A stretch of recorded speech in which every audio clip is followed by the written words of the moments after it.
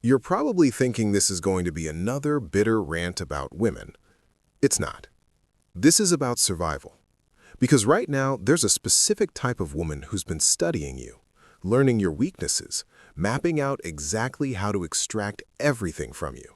Your time, your money, your energy, your peace, while giving you just enough hope to keep you hooked. And the scariest part? You might already be involved with one. Let me tell you something Machiavelli understood about power dynamics in any relationship, romantic, political, or otherwise. Some people don't enter your life to build something with you. They enter to extract something from you. And they're very, very good at it. Think about it this way. Have you ever noticed how exhausted you feel after spending time with certain women? Not the good kind of tired from a great conversation or passionate connection. I'm talking about that deep, soul-level exhaustion that makes you question your own reality. That's not accidental. That's strategic. Because here's what most men don't understand. Manipulation isn't always loud and obvious. The most dangerous manipulators are the ones who make you feel like you're the crazy one for even noticing what they're doing. Say this with me right now. I am worthy of genuine love, not strategic extraction. Again, I am worthy of genuine love, not strategic extraction. One more time and believe it. I am worthy of genuine love, not strategic extraction. Good, because you need to remember that when we start identifying these patterns. Now, let me be crystal clear about something before we go deeper. This isn't about all women. This isn't about hating women or becoming bitter. This is about recognizing specific behavioral patterns that destroy men's lives. Patterns that cross gender, culture, and circumstance. But today, we're focusing on how these patterns manifest in romantic relationships with women who've weaponized femininity. Hobbes wrote about the war of all against all, that natural state where everyone's competing for resources and power. Some women never left that state. They view every interaction as a transaction, every relationship as a resource extraction operation, every man as a potential mark. And they've gotten incredibly sophisticated at hiding it. Think about the last relationship that drained you. Not the one that ended because you grew apart, not the one where you both tried but it didn't work. I'm talking about the one that left you confused, broke, emotionally destroyed, and questioning your own sanity. Got it? Now ask yourself, what were the warning signs you ignored? Because I guarantee they were there from the beginning. You just didn't have the framework to recognize them. That changes today. Here's what's interesting about toxic women who drain men. They follow patterns, predictable patterns. Once you learn to spot these patterns, it's like seeing the Matrix. You can't unsee it. And that's going to save your life. Because the woman who drains you doesn't look like a villain. She doesn't announce her intentions. She doesn't have warning labels. She's charming, beautiful, vulnerable at all the right moments, strong when it serves her narrative. She's whatever she needs to be to get what she wants from you. And what she wants is everything. Locke wrote about property rights and consent, but there's a type of woman who believes your resources, your time, your emotional bandwidth, your money, your future, are her property simply because she granted you access to her presence. You didn't consent to that arrangement, but you're living in it anyway. Let me tell you about the first type of woman you need to avoid before it's too late. The emotional vampire. You know her. Every conversation is a crisis, every day brings new drama, every interaction requires you to be her therapist, her savior, her emotional support system. But here's the key. It's never actually about solving problems, because when you offer solutions, she gets upset. When you try to help, you're not understanding her. When you step back, you're abandoning her in her time of need. See the pattern? You can't win, because winning isn't the point. Extraction is. She's not looking for your help, she's looking for your energy. And she'll drain every drop of it while making you feel guilty for not giving more. Think about it this way. A healthy person has problems and seeks solutions. An emotional vampire has problems and seeks attention. The difference is everything. I know some of you are sitting there right now thinking, but she's been through so much, she needs my support. Listen to me very carefully. Supporting someone through genuine hardship is noble. Becoming someone's permanent emotional crutch while they refuse to heal is self-destruction. And the emotional vampire, she doesn't want to heal, because healing means losing her power over you. As long as she's broken, you're obligated to fix her. As long as she's suffering, you're required to comfort her. As long as she's a victim, you're cast as her savior. And saviors don't have boundaries. Saviors don't have needs. Saviors just give and give and give until there's nothing left. Rousseau talked about the social contract, the mutual agreements that make society function. But there's no contract with an emotional vampire. There's only extraction disguised as need. Repeat after me. I am not responsible for healing someone who refuses to help themselves. Say it again. I am not responsible for healing someone who refuses to help themselves. One final time. I am not responsible for healing someone who refuses to help themselves. Good, because you need to remember that when we start identifying these patterns. Now let me be crystal clear about something before we go deeper. This isn't about all women. This isn't about hating women or becoming bitter. This is about recognizing specific behavioral patterns that destroy men's lives. Patterns that cross gender, culture, and circumstance. But today, we're focusing on how these patterns manifest in romantic relationships with women who've weaponized femininity. Hobbes wrote about the war of all against all, that natural state where everyone's competing for resources and power. Some women never left that state. They view every interaction as a transaction, every relationship as a resource extraction operation, every man as a potential mark. And they've gotten incredibly sophisticated at hiding it. Think about the last relationship that drained you. Not the one that ended because you grew apart. Not the one where you both tried, but it didn't work. I'm talking about the one that left you confused, broke, emotionally destroyed, and questioning your own sanity. Got it? Now ask yourself, what were the warning signs you ignored? Because I guarantee they were there from the beginning. You just didn't have the framework to recognize them. That changes today. Here's what's interesting about toxic women who drain men. They follow patterns, predictable patterns. Once you learn to spot these patterns, it's like seeing the Matrix. You can't unsee it. And that's going to save your life. Because the woman who drains you doesn't look like a villain. She doesn't announce her intentions. She doesn't have warning labels. She's charming, beautiful, vulnerable at all the right moments, strong when it serves her narrative. She's whatever she needs to be to get what she wants from you. And what she wants is everything. Locke wrote about property rights and consent, but there's a type of woman who believes your resources, your time, your emotional bandwidth, your money, your future, are her property simply because she granted you access to her presence. You didn't consent to that arrangement, but you're living in it anyway. Let me tell you about the first type of woman you need to avoid before it's too late. The emotional vampire. You know her. Every conversation is a crisis, every day brings new drama, every interaction requires you to be her therapist, her savior, her emotional support system. But here's the key.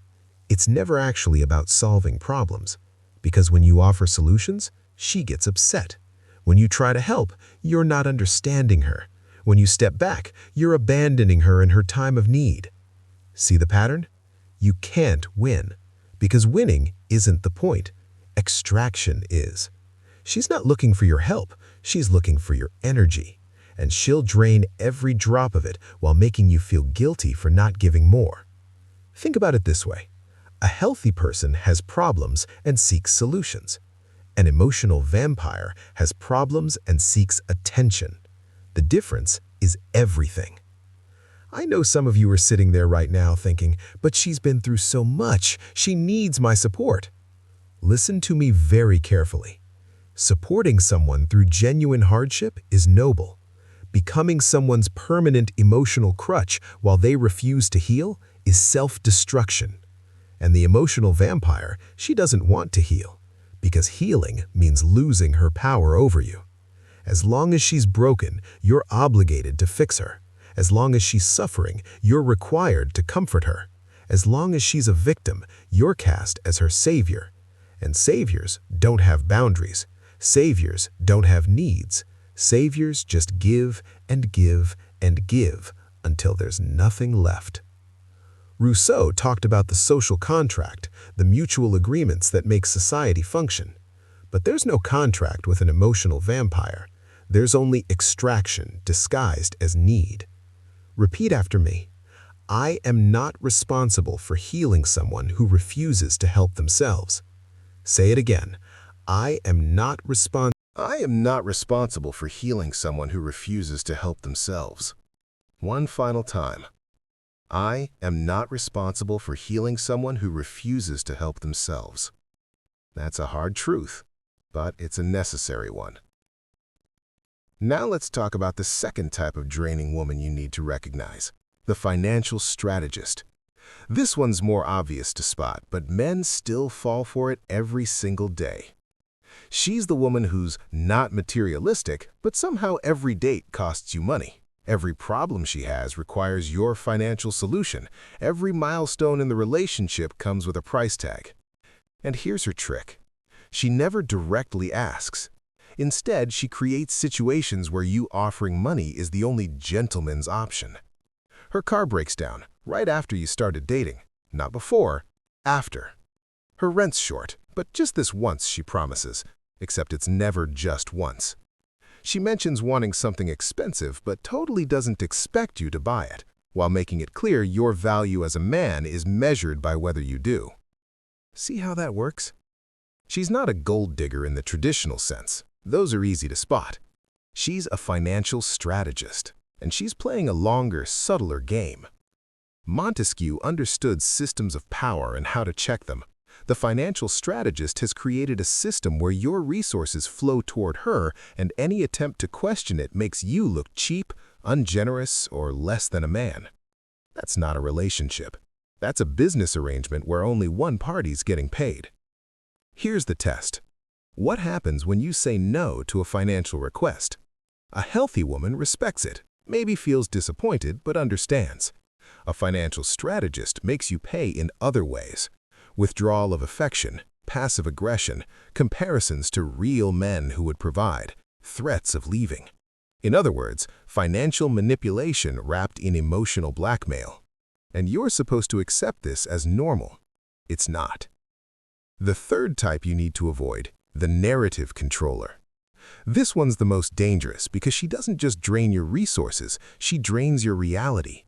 She's the woman who rewrites history, who tells stories about your relationship that didn't happen, who convinces you that your memories are wrong and hers are right. Gaslighting isn't just a buzzword. It's a systematic destruction of your ability to trust your own perception. Here's how she operates. You have a conversation. You both agree on something. 2 weeks later, she swears that conversation never happened or happened completely differently. You express a boundary. She respects it in the moment, then later claims you never set that boundary and you're being controlling for enforcing it. She does something hurtful. You address it calmly. She cries and makes it about how you attacking her when she's vulnerable means you don't really love her. Every single time. The narrative shifts, the reality bends, and you're left wondering if you're losing your mind. You're not. She's stealing it from you, piece by piece. Now that you understand the 3 primary types, let's talk about how they operate. Because here's what's crucial to understand. These women don't work alone. They work in patterns. And once you see the patterns, you see them everywhere. Weber wrote about rationalization and bureaucracy, how systems become self-sustaining and self-justifying. Toxic women create similar systems in relationships. Systems where you're always wrong, they're always justified, and questioning the system itself is proof that you're the problem. Let me walk you through the cycle.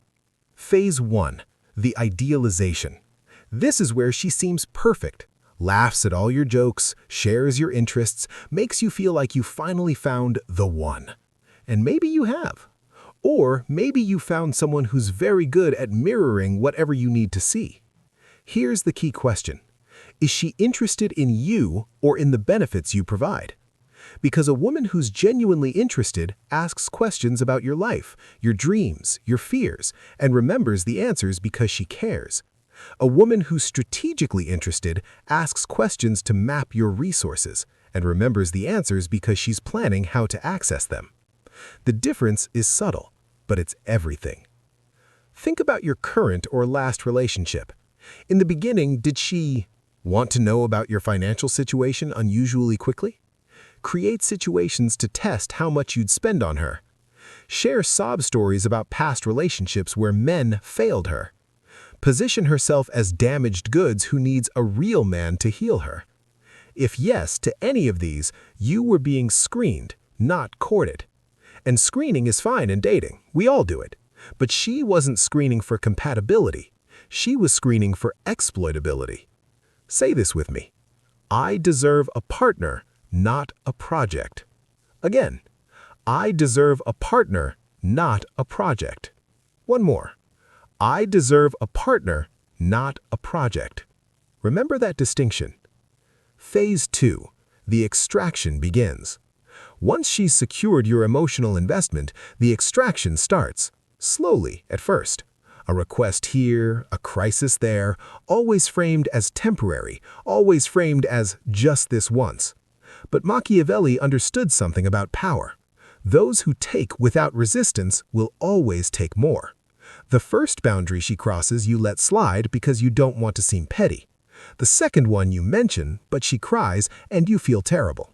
By the third one, you've stopped noticing because you've normalized the boundary violations. That's not love. That's conditioning. She's training you to accept less and less respect while giving more and more resources. And every time you comply, you're teaching her that your boundaries are suggestions, not requirements. Think about where you are right now. What boundaries have you let slide just this once that have now become permanent features of your relationship? Let me guess. She can go through your phone, but you can't go through hers. She can have male friends who are just friends, but you need to cut off your female friends because they're clearly into you. She can criticize you publicly, but you calling her out privately is abusive. She can make unilateral decisions that affect you both, but you making suggestions is controlling. See the pattern? Phase 3. The normalization. This is where it gets truly dangerous, because by this phase, you've forgotten what healthy looks like. You've accepted that relationships are supposed to be this hard, this draining, this one-sided. You've internalized her narrative that your needs are selfish, your boundaries are rigid, your expectations are unreasonable. Polybius wrote about the cycle of governments, how systems decay over time. Your relationship has decayed from partnership to servitude. And she's convinced you that this is normal, that all relationships require this level of sacrifice from men, that if you were a real man, you'd stop complaining and just provide. Let me tell you something. A real man has boundaries. A real man requires reciprocity. A real man doesn't confuse self-sacrifice with self-destruction. You're not failing as a man because you're exhausted. You're exhausted because you've been running on a treadmill designed to drain you while she watches from the sidelines, criticizing your pace. Now here's where it gets psychological. Why do smart, capable men stay in these draining relationships? Because these women are masters of intermittent reinforcement. You know what that is? It's the same principle that makes gambling addictive. You don't get rewarded every time, you get rewarded just enough to keep playing. She's not terrible all the time. If she were, you'd leave. She's terrible most of the time, but occasionally, just when you're about to break, she's perfect again. She's the woman you fell for, sweet, loving, appreciative. And you think, see, she really does love me. Things are getting better. So you stay, and the cycle starts again. Hobbes would call this the illusion of peace in the state of war. You're not actually safe. You're just in a temporary ceasefire. And the moment you relax, the extraction resumes. Repeat this. Consistency is a requirement, not a luxury. Say it again. Consistency is a requirement, not a luxury. One more. Consistency is a requirement, not a luxury. If she can only be good to you in bursts, she's not good for you at all. The fourth type, the victim professional. Let me introduce you to another category, the woman whose entire identity is built on being wronged. Every ex was abusive, every boss was unfair, every friend betrayed her, every family member failed her. And now you're her savior. The one person who finally understands her, the only one who treats her right. Until you don't. Until you have a bad day and can't cater to her needs. Until you set a boundary she doesn't like. Until you become just another person who wronged her. And suddenly you're the villain in her story too. Here's what Carl Schmitt understood about political relationships. The friend-enemy distinction is fundamental, but the victim professional needs enemies to sustain her identity. If everyone in her life has wronged her, there's a common denominator, and it's not them. Ask yourself, has she ever taken accountability for a failed relationship? Has she ever admitted she played a role in any conflict? Has she ever said, "I was wrong," before immediately following it with, "but you"? If the answer's no to all three, you're dating someone who will never see you as a person, just as a prop in her endless drama. Let's talk about the warning signs you ignored, because they were there from day one. You just didn't have the framework to interpret them. Red flag 1, love bombing. Did she come on incredibly strong at the beginning? Talking about the future after 2 dates? Saying "I love you" within weeks? Acting like you're soulmates before she even knows your last name? That's not passion. That's strategy. She's creating false intimacy to bypass your natural defenses. Because a healthy relationship builds gradually. Trust develops over time. Love grows through experience. But she doesn't have time for that. She needs to secure your emotional investment quickly before you notice the emptiness beneath the performance. Machiavelli wrote about the importance of appearing virtuous while being strategic. Love bombing is the appearance of deep connection while strategically creating dependency. Think about it. If someone barely knows you, how can they love you? They can't. They can love what you represent, what you provide, what you can do for them, but they can't love you because they haven't taken the time to know you. Red flag 2, isolation. Did she start creating distance between you and your friends, your family, your support system? Not obviously, not at first, just little comments. Your friends seem kind of immature. Your mom is so controlling. I don't think your brother likes me. Each comment designed to plant seeds of doubt about the people who actually care about you. Because here's what she knows. Isolated men are easier to control. Men without outside perspectives are easier to gaslight. Men who've cut off their support systems have nowhere to turn when they finally realize what's happening. Montesquieu designed systems with checks and balances specifically to prevent concentrated power.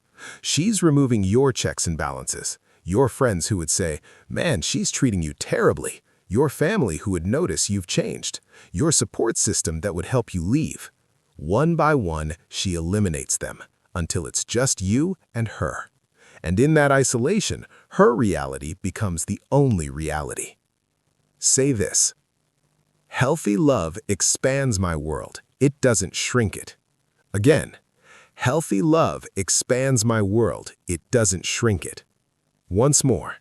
Healthy love expands my world. It doesn't shrink it. If your relationship has made your world smaller, something's very wrong. Red flag 3, manufactured competition. Does she constantly mention other men who are interested in her? Not in a rejecting someone way, in a reminding you that you're replaceable way. This guy at work keeps asking me out. My ex texted me again. Some random guy bought me a drink at the bar. Always casual, always just reporting facts. But the subtext is clear. You're competing, and you need to work harder to keep her. This is triangulation, creating perceived competition to increase your investment. A secure woman doesn't need to remind you that others want her. An insecure or manipulative woman uses it as leverage. And you, desperate to win her, increase your efforts, lower your standards, accept worse treatment, all to prove you're better than these phantom competitors who probably don't even exist. Red flag 4. Double standards. Every rule in the relationship applies to you, but not her. She can flirt, but you can't. She can have privacy, but you can't. She can make mistakes, but you can't. She can have bad days, but you can't. Locke wrote about the equality of rights and mutual consent in social contracts, but there's no equality in a relationship with a draining woman. There's only the rules she applies to you and the freedom she grants herself. And when you point this out, you're keeping score. You're being petty. Real love doesn't count. In other words, how dare you notice the inequality?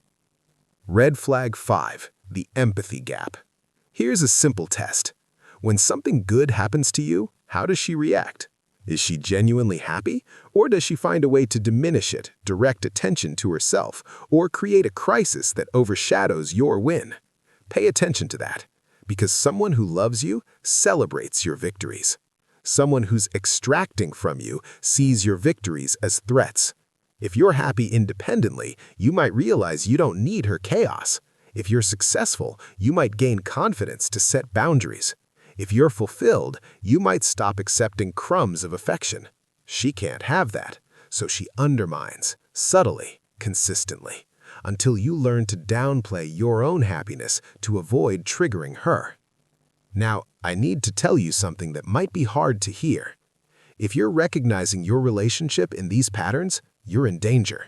Not physical danger necessarily, but psychological danger, financial danger, spiritual danger. Because staying with a woman who drains you doesn't just waste your present, it destroys your future. Every day you spend with her is a day you're not building yourself. Every dollar you spend on her manufactured crises is a dollar not invested in your future. Every ounce of energy she extracts is energy you don't have for your purpose, your growth, your actual life. And here's the cruelest part. When she's done extracting everything she can from you, she'll leave. Not because you failed her, but because there's nothing left to take. And she'll tell everyone that you weren't enough, that you couldn't handle a strong woman, that you failed as a man. While you're left broke, broken, and convinced that the problem was you. It wasn't. The problem is that you mistook extraction for love. Let's talk about what it actually costs you to stay with a draining woman, because the price is higher than you think. The financial cost. You know this one already. The money you've spent trying to make her happy, the debt you've accumulated trying to prove your worth, the opportunities you've passed up because she needed your resources elsewhere. Add it up. Actually add it up. How much have you spent on her in the last year?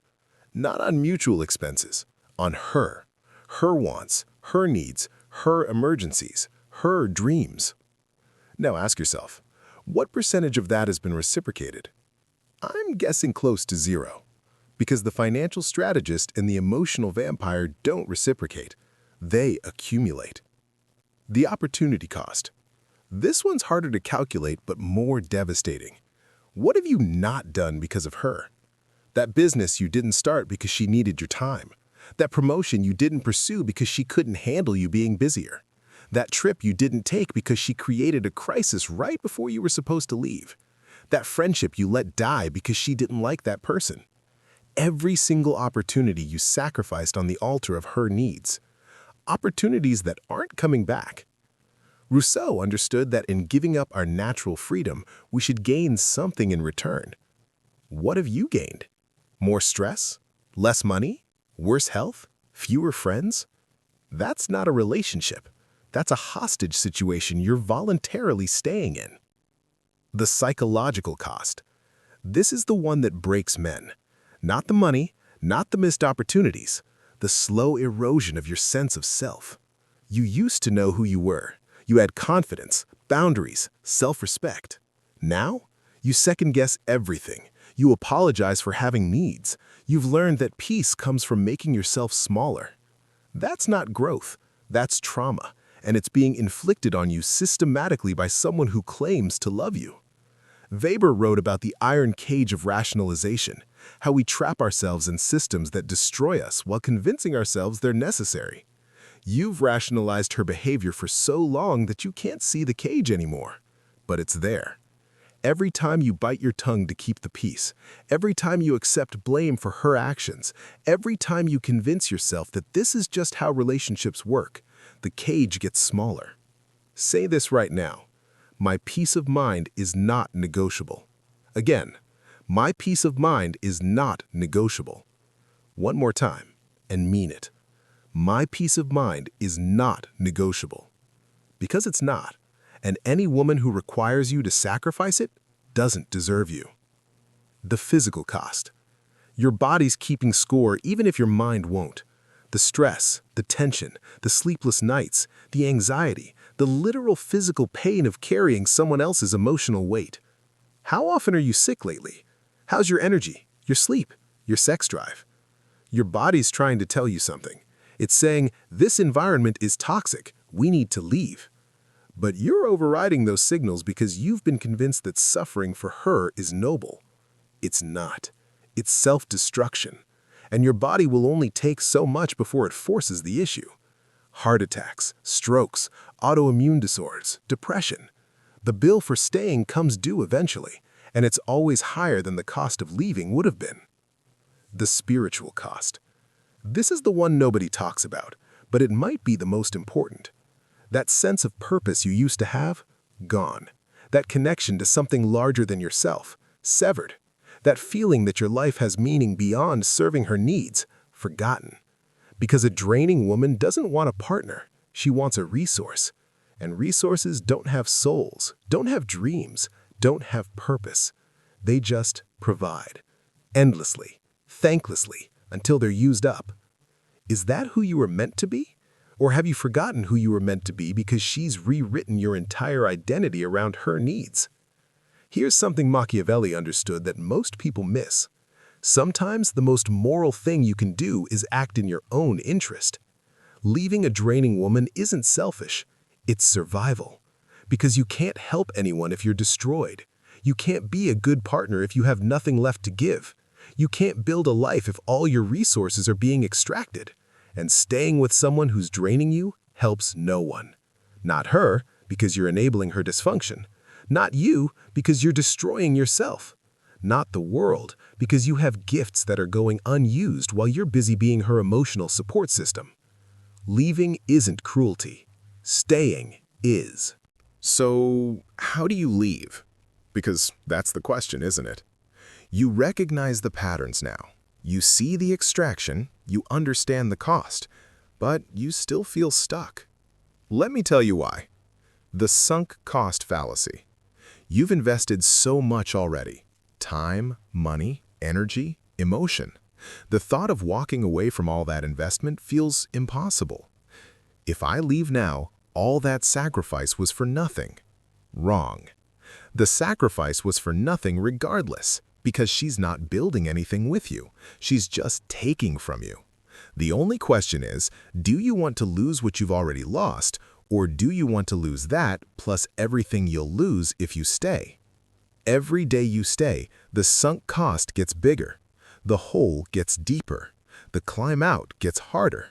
Leave now and you're cutting your losses. Stay and you're guaranteeing they'll be worse.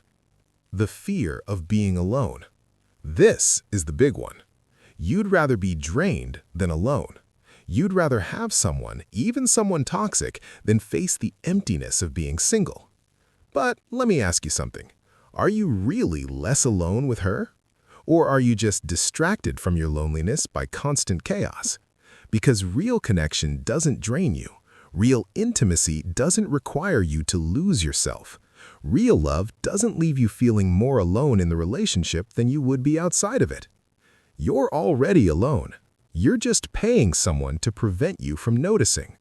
The hope that she'll change. She's been through a lot. Once she heals, things will be better.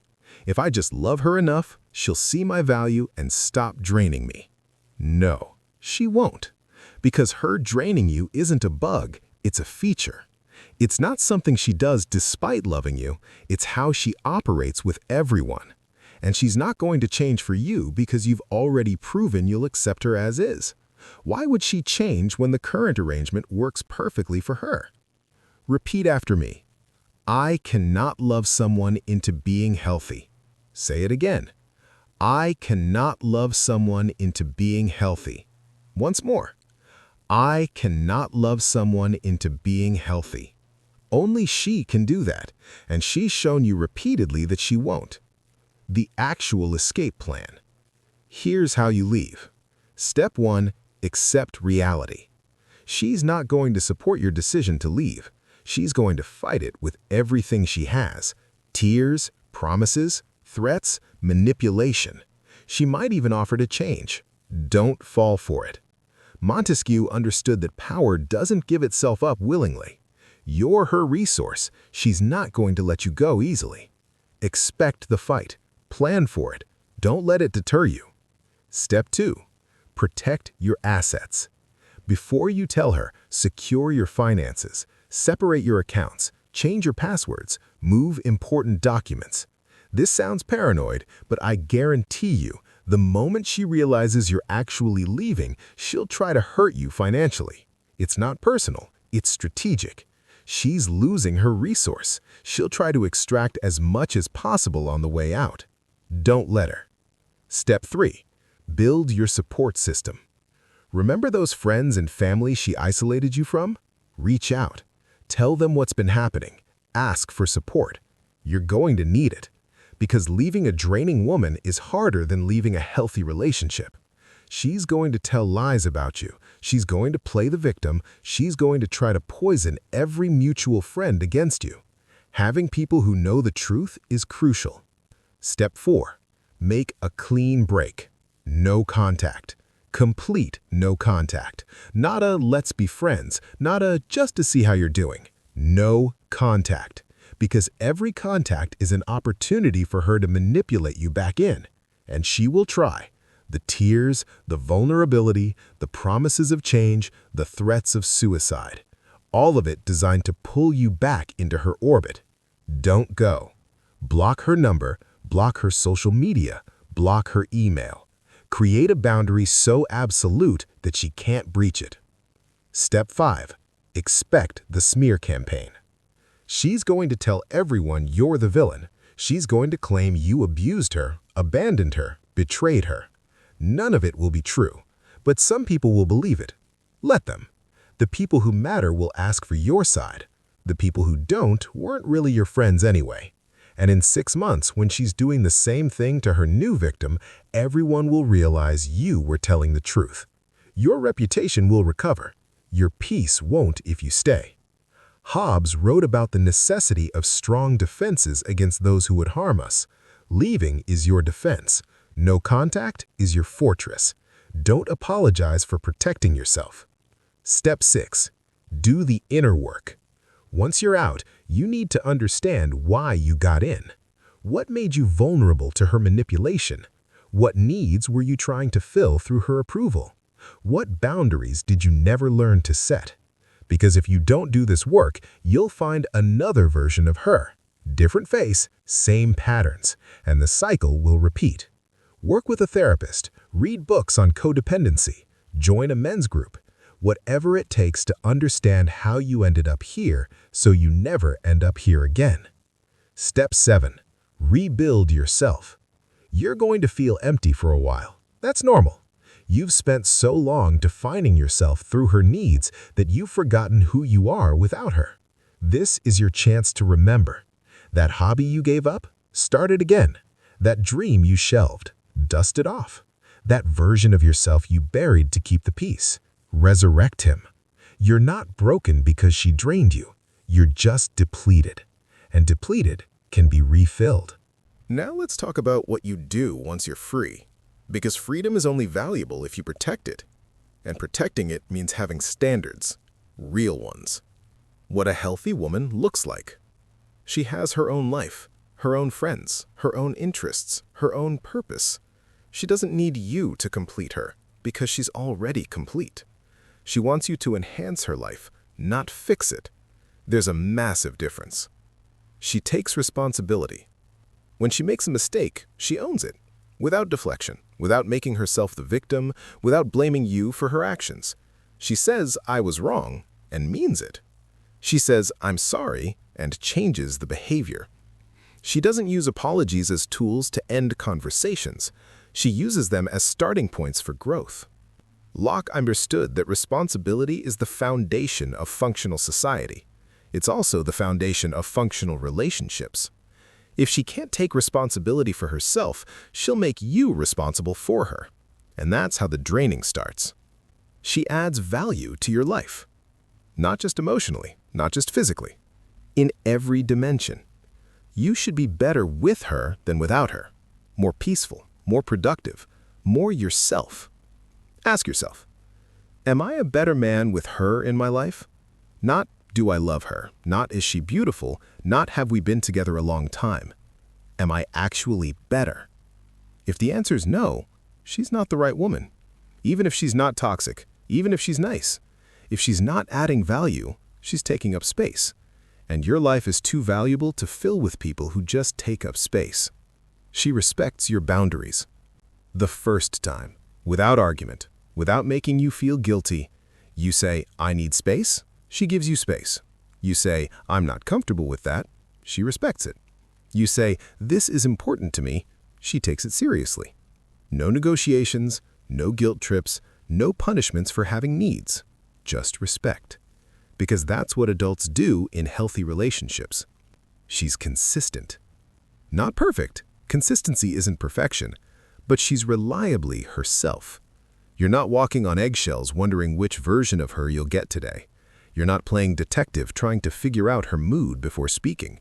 You're not performing elaborate rituals to avoid triggering her. You just exist together, peacefully, respectfully, consistently. Rousseau wrote about the general will and social harmony. A healthy relationship has that harmony. Not forced, not performed, just natural compatibility between two people who genuinely like each other. Say this: I deserve a woman who adds to my peace, not steals from it. Again, I deserve a woman who adds to my peace, not steals from it. One final time. I deserve a woman who adds to my peace, not steals from it. And you do, but you have to believe it enough to enforce it. The non-negotiables. Here's what you need to establish before entering your next relationship. Non-negotiable number 1, reciprocity. Whatever you give, she gives. Not dollar for dollar, not minute for minute, but in spirit, in effort, in care.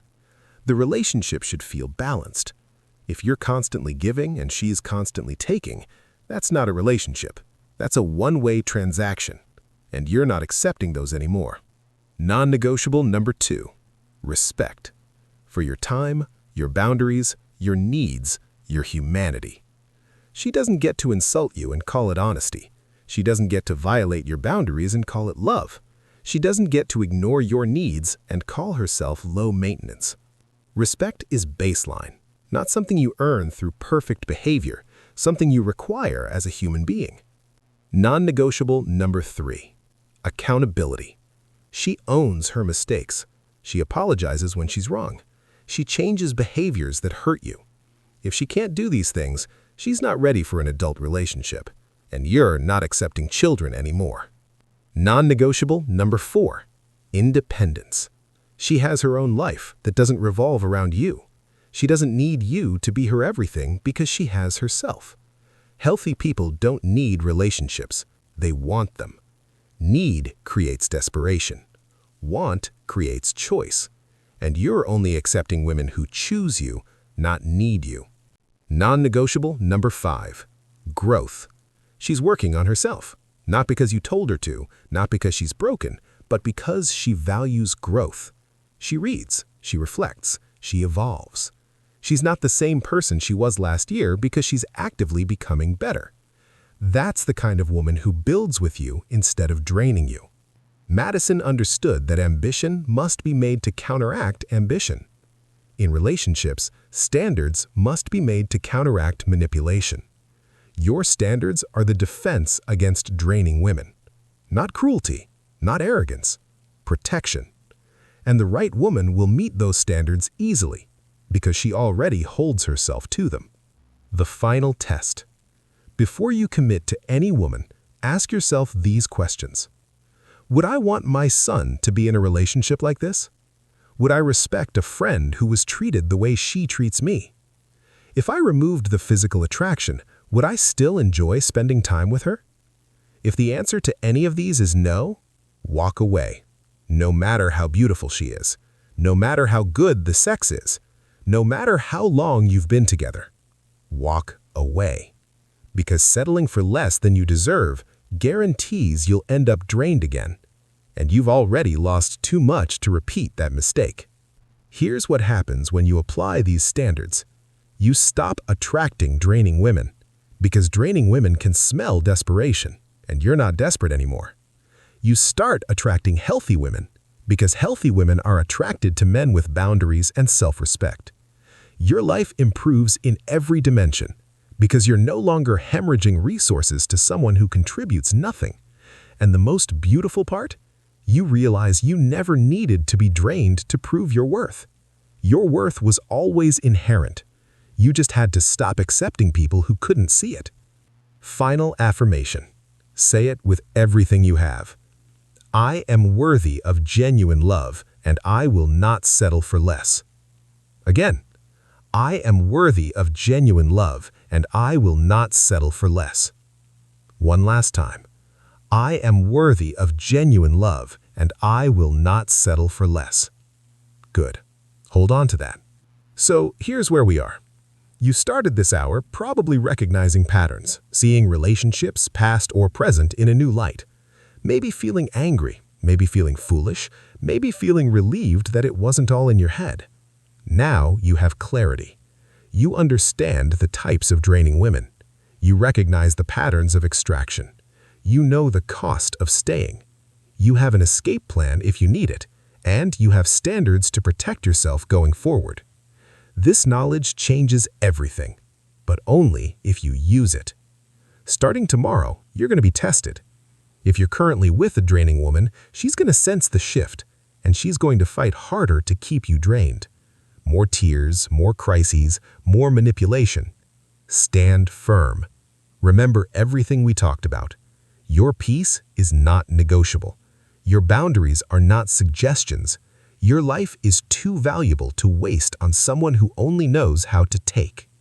If you're single, you're going to meet women who fit these patterns, and they're going to be attractive, charming, convincing.